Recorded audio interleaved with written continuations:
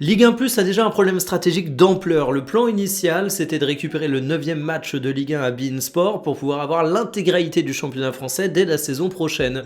En plus de ça, beIN Sport ne veut plus de ce match, donc là on peut se dire que tout va au mieux dans le meilleur des mondes, sauf qu'il y a un problème, il y a des présidents de Ligue 1 qui sont pas trop chauds pour récupérer ce match, pour se priver du paiement de beIN Sport.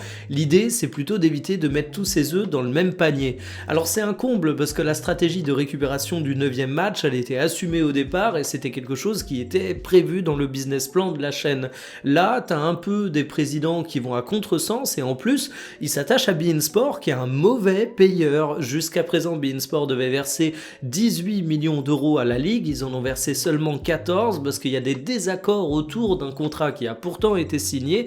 Autant vous dire que la totalité de la somme au final sur le contrat que doit donner beIN Sport, je pense pas que la Ligue l'aura, mais en tout cas, ça va être réglé devant les tribunaux d'ici quelques jours. S'ajoute à ça 20 millions d'euros de contrats qui étaient liés en théorie à du sponsoring mais dont aujourd'hui on ne voit pas la couleur.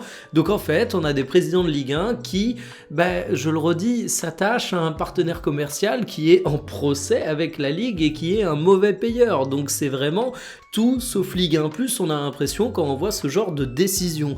Alors le journal Équipe évoque une autre possibilité, celle de trouver un autre partenaire pour l'année prochaine qui diffuserait ce 9e match, qui paierait pour ça, donc tu miserais pas tout sur Ligue 1+.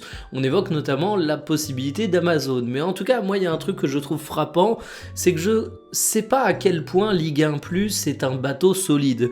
Moi j'ai l'impression qu'il y a quelques failles, je le dis depuis le début, j'ai l'impression que le but c'est de valoriser le produit Ligue 1 pour ensuite vendre tout ça à une chaîne, mais une chose est sûre, que ton bateau soit solide ou non, si toutes les personnes au sein du navire ne rament pas dans le même sens, tu risques pas d'aller bien loin, et je pense que c'est exactement ce qui est en train de se passer vu ce qui fuite dans la presse, ça fait un petit peu peur.